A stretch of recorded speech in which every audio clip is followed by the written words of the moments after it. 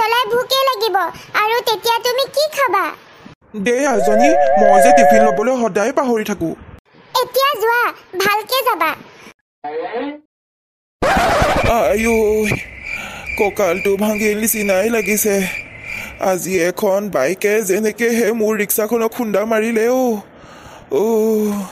হেৰি আপুনি এইটো বয়সৰ ৰিক্সা চলাই থাকিব নালাগে বেলেগ কাম কৰিবলৈহে চিন্তা কৰক মোৰ যে আপুনি ঘৰৰ পৰা ওলাই যোৱাৰ পিছতেই বৰ চিন্তা হয় ৰিক্সা চলোৱাৰ বাহিৰে মই বেলেগ একো কামেই কৰিব নোৱাৰো মই যদি ৰিক্সাই নচলাওঁ তেতিয়াহ'লে ঘৰখন কেনেকৈ চলিব তুমিয়ে কোৱাচোন আপুনি চোন এটা কামকে কৰিব পাৰে ৰিক্সাখন বিক্ৰী কৰি ৰিক্সাৰ সলনি অটো এখনকে লৈ লওক আপুনি আজিৰ পৰা অটো চলাব আৰে তুমি মোক অটো কিনিবলৈ কৈছা অটোখনত দেখোন বহুত দাম পৰিব আৰু অটোখন কিনিবলৈ মোৰ চব পইচা আছেনে নাই তুমি ভালকে জানা ৰ'ব আপুনি অকণমান সময় ইয়াতে ৰখক এই হঠাতে ভিতৰলৈ সোমাই গ'ল যে মইহে কথাটো বুজি পোৱা নাই কি কৰিব লৈছে বাৰু এয়া চাওক সোণৰ খাৰু এই খাৰুপাত আই বোপাই মোৰ বিয়াত দিছিলে আৰু ময়ো বহুত মৰমেৰে ৰাখিছোঁ আপুনি এতিয়া এই খাৰুপাত বজাৰত বিক্ৰী কৰি যিখিনি টকা পায় সেইখিনি টকাৰে এখন অটো কিনি ল'ব আৰু আজিৰ পৰা আপুনি ৰিক্সা চলাব নালাগে অটো চলাব কিন্তু খাৰু বিক্ৰী কৰিলে 10,000 বা 20,000 টকাহে পাম এই টকাৰে এখন অটো কিনিবলৈ পাৰিম জানো আপোনাক মই নতুন অটো এখন কিনিবলৈ নাই কোৱা নহয় আনে চলোৱা ছেকেণ্ড হেণ্ড অটো এখন হ'লেই হ'ব সেইখনকে আপুনি কিনি ল'ব তাৰপিছত সদায় অটোকে চলাব তেনেহ'লে ঠিকে আছে 10,000 বা 20,000 টকাত মই ছেকেণ্ড হেণ্ড অটো এখন ধুনীয়াকৈ কিনিবলৈ পাৰিম আৰু ৰিক্সাখনো বিক্ৰী কৰি দিম ৰিক্সা বিক্ৰী কৰাৰ বিনিময়তো 3,000 বা 4,000 টকা পাম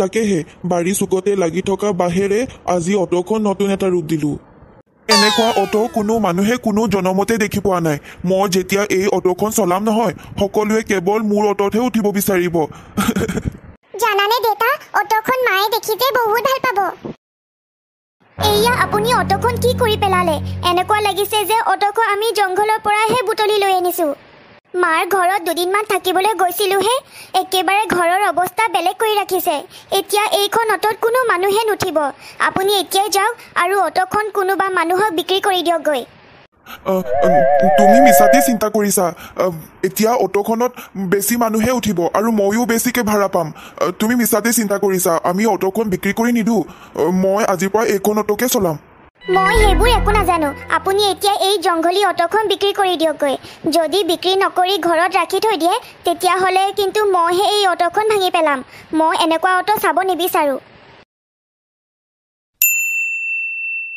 উফ চহৰলৈ ইমান দূৰ খোজকাঢ়ি ভাগৰে লাগি গৈছেগৈ আজি অটো কিনা হয়নে নহয় ভগৱানেহে জানে আৰু এইটো দেখোন ধীৰেন নিশ্চয় চহৰলৈ যায় চাগে অটো চলাবলৈ মই তাৰ অটোতে উঠি লওঁ ঐ ধীৰেন ৰবি মই তোৰ অটোতে উঠি ময়ো চহৰলৈ যাম তেনেহ'লে উঠক সোনকালে উঠক পিছে ধীৰেন তোৰ চাগে অটোত বহুত লাভ হয় ন আৰু দেখিছোঁ তোৰ অটোখনো বৰ ধুনীয়াকৈ সজাই থৈছ ময়ো জাননে আজি চহৰৰ পৰা এখন ছেকেণ্ড হেণ্ড অটো কিনিবলৈকে গৈ আছোঁ ৰিক্সা চলাই নকবি আৰু ইমান গা বিষ হয় নহয় কি ককাইদেউ আপুনি চহৰত অটো কিনিবলৈ যায় ময়ো আজি এই অটোখন চহৰত বিক্ৰী কৰিবলৈকে গৈ আছোঁ একেবাৰে কম দামতে বিক্ৰী কৰি দিম অটোখন এনেকৈ সজোৱাৰ কাৰণে মানুহগৰাকীয়ে একেবাৰে পচন্দই কৰা নাই সেইকাৰণে বিক্ৰী কৰি দিবলৈ কৈছে হয় নেকি তেনেহ'লে অটোখন মোকে বিক্ৰী কৰি দিয়া পিছে মোৰ কিন্তু দিবলৈ পইচা নাই কিন্তু সোণৰ খাৰু এপাত আছে আৰু সেইপাত যদি বিক্ৰী কৰি দিয়া তেতিয়া 15,000 নহ'লে 16,000 টকা তুমি নিশ্চয় পাবা তেনেহ'লে ককাইদেউ আজিৰ পৰা এইখন অটো আপুনিয়ে লৈ লওক আৰু আপোনাৰ ওচৰত থকা খাৰুপাত মোক দি দিয়ক ঠিক আছে এয়া লোৱা হেৰা তুমি ক'ত আছা বাহিৰলৈ ওলাই আহাচোন মই এয়া কি আনিছোঁ চোৱাহি সোনকালে আহা জানানে আমাৰ আৰু কেতিয়াও দুখ নাহে সদায় সুখে আহিব মই আজিৰ পৰা সদায় এইখন অটোকে চলাম ৰিক্সা নচলাওঁ আৰু এইখন অটো মই বহুত কম দামতে পালোঁ সেইকাৰণে কিনি ল'লোঁ আপুনি এইখন অটো ক'ৰ পৰা কিনি আনিলে? এইখন অটোত মানুহ উঠিব নে নুঠে মোৰ এতিয়া কিন্তু চিন্তাহে হৈছে। তুমি মিছাতে চিন্তা কৰিছা। মই এইখন অটো ধীৰেণৰ পৰা কিনিছো আৰু ধীৰেণে কৈছে নহয় এইখন অটোত বোলে মানুহ বহুত উঠিব বিচাৰে আৰু মানুহৰ পৰা ভাড়াও বেছিকৈ ল'ব পাৰিম। মোৰ কিন্তু অটোখন দেখি বহুত বেলেগ বেলেগহে লাগিছে। মানুহ যদি বহুত উঠিবই বিচাৰে তেতিয়াহ'লে বাৰু একো চিন্তা নাই। যদি মানুহ এটাও নুঠে অটোখনত তেতিয়া কিন্তু আমাৰ ভাত এমুঠি খাবলৈ বহুত চিন্তা হ'ব। Good morning. বহা বহা, সকলো বহা। সকলো ছাত্ৰ ছাত্ৰীয়ে মন দি শুনা, 15 আগষ্টলৈ আৰু বেছি দিন নাই। আৰু এইবাৰ 15 আগষ্টত আমাৰ স্কুলত ফেশ্বন শ্ব' কম্পিটিশ্যন হ'ব আৰু তাত সকলোৱে কিন্তু অংশগ্ৰহণ কৰিবই লাগিব। আৰু জানানে তাৰ প্ৰথম পুৰস্কাৰ হৈছে 50,000 টকা আৰু দ্বিতীয় পুৰস্কাৰ হৈছে 30,000 টকা আৰু তৃতীয় পুৰস্কাৰ হৈছে 10,000 টকা। সেইকাৰণে তোমালোকে পলম নকৰি আজিৰ পৰাই সকলোবোৰ যা যোগাৰ কৰিবলৈ আৰম্ভ কৰি দিয়া। ঐ নিহাৰিকা, জাননে এইবাৰ ফেশ্বন শ্ব' কম্পিটিশ্যনত ময়ে প্ৰথম পুৰস্কাৰ পাম। কাৰণ এইবাৰ মই বজাৰৰ পৰা কিমান দামী দামী মই ফ্ৰক আৰু লেহেংগা কিনি থৈছোঁ নহয়, সেইবোৰ যদি মই পিন্ধি দেখাওঁ তেতিয়া মোকেই প্ৰথম পুৰস্কাৰ দিব। পিছে ময়ো পিছ পৰি থকা নাই। এইবাৰ মোৰ বাৰ্থডেত মই ইমান দামী দামী ফ্ৰক আৰু লেহেংগা উপহাৰ পাইছোঁ নহয়, সেইবোৰ যদি মই স্কুললৈ পিন্ধি আহোঁ আৰু ফেশ্বন শ্ব' কম্পিটিশ্যন যদি অংশগ্ৰহণো কৰোঁ তেতিয়া মই কিবা নহয় কিবা এটা পুৰস্কাৰ পামেই। ঐ ডিম্পি, জাননে যোৱা মাহত মামাই মোকো এটা ধুনীয়া ফ্ৰক দিছিলে। এইবাৰ ফেশ্বন শ্ব' কম্পিটিশ্যনত মই সেই ফ্ৰকটো পিন্ধিয়ে আহিম আৰু তয়ো আহিব লাগিব। তই নাহিলে কিন্তু মোৰ বহুত বেয়া লাগিব। তয়ো এবাৰ অংশগ্ৰহণ কৰিবই লাগিব। নাই নাই ৰশ্মি, মই এইবোৰ কম্পিটিশ্যনত ভাগ নলওঁ। কাৰণ তইচোন জানই আমি বহুত দুখীয়া আৰু মোৰ পিন্ধিবলৈও ভাল কাপোৰ নাই। দুযোৰ কাপোৰহে আছে। স্কুললৈ এযোৰ পিন্ধি আহোঁ আৰু ঘৰত এযোৰ পিন্ধোঁ আৰু কাপোৰে নাই। আৰু ইমান ডাঙৰ প্ৰতিযোগিতাত ভাল কাপোৰেদি পিন্ধি সাজি কাচি আহিব লাগিব। নাই নাই, মই নাহোঁ, তই আহিবি। আপুনি এনেকুৱা বাঁহেৰে বনোৱা অটো এই ৰাস্তাত চলাব নোৱাৰে। যদি আপোনাৰ অটো চলাবলৈ ইমানেই মন গৈছে তেনেহ'লে আপুনি আমাৰ নিচিনা অটো কিনিব লাগিব, তেতিয়াহে এই ৰাস্তাত চলাব পাৰিব।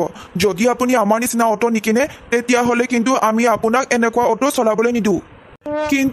কিন্তু এইখন অটো চহৰৰ ৰাস্তাত চলাব পাৰিব বুলি কোৱাৰ বাবেহে মই এইখন অটো কিনিলোঁ।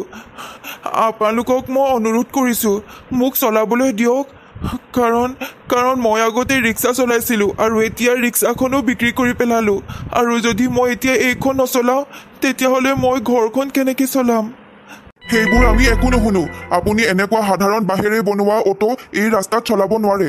যদি আপুনি দ্বিতীয়বাৰ এই ৰাস্তাত এনেকুৱা অটো চলায় তেতিয়াহ'লে কিন্তু আমি আপোনাৰ অটোখন ভাঙিবলৈহে বাধ্য হ'ম। মই অটোখন কিনি বহুত ভুল কাম কৰিলোঁ। এতিয়া অটোখন মই ক'তো চলাব নোৱাৰোঁ। গাঁৱত চলালে অটোখনৰ কোনো মানুহ উঠিবই নিবিচাৰে আৰু চহৰতো এইখন অটো চলাবকে নিদিয়ে। মই কিয় কিনিলোঁ অটোখন? আপুনি অটোখন কিনাৰ আগত 1000বাৰ ভাবিব লাগিছিলে জানেনে?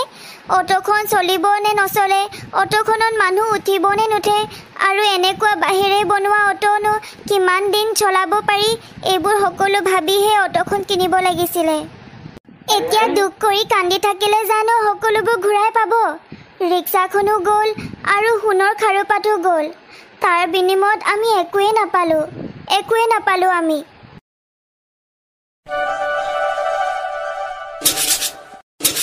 মাজনী, তই আজি স্কুললৈ নাযাওঁ নেকি? স্কুল যাবলৈ দেখোন সময় হৈ গ'ল। যা আকৌ স্কুললৈ। মা, মই স্কুললৈ নাযাওঁ। মই একেবাৰে 15 আগষ্টৰ পিছতে স্কুললৈ যাম। যদি মই এতিয়াই স্কুললৈ গৈ থাকোঁ তেতিয়াহ'লে প্ৰতিযোগিতাত ময়ো অংশগ্ৰহণ কৰিব লাগিব আৰু অংশগ্ৰহণ কৰিবলৈ মোৰ ওচৰত ভাল কাপোৰেই নাই। বহুত লাজ পাম মই। সেইকাৰণে একেবাৰে 15 আগষ্টৰ পিছতহে মই স্কুল যাম। অ', তোৰ আকৌ কি হ'ল আৰু কি প্ৰতিযোগিতাৰ কথা কৈছ? মা, জানানে 15 আগষ্ট তাৰিখে স্কুলত যে ফেশ্বন শ্ব' প্ৰতিযোগিতা পাতিব আৰু সকলোৱে ধুনীয়া ধুনীয়া দামী দামী কাপোৰ পিন্ধি তাত অংশগ্ৰহণ কৰিব। আৰু মইনো তাত কি কৰিম? ফটা চিটা কাপোৰ পিন্ধি তাত যদি মই অংশগ্ৰহণ কৰোঁ মই লাজহে পাম। সেইকাৰণে মই একেবাৰে 15 আগষ্টৰ পিছতহে স্কুল যাম। মাজনী মই থাকোঁতে তুমি কাপোৰৰ কথা চিন্তা কৰিব নালাগে 15 আগষ্টৰ দিনাখন পিন্ধি যাবলৈ মই ধুনীয়া কাপোৰ এটা তোমাক চিলাই দিম আৰু তুমি সেই কাপোৰটো পিন্ধি গ'লে তোমাক সকলোৱে ৰৌ লাগি চাব আৰু তোমাক বহুত ভাল পাব তেনেহ'লে এইবাৰ ময়ো প্ৰতিযোগিতাত অংশগ্ৰহণ কৰিব পাৰিম যা মাজনী ভালকে যাবি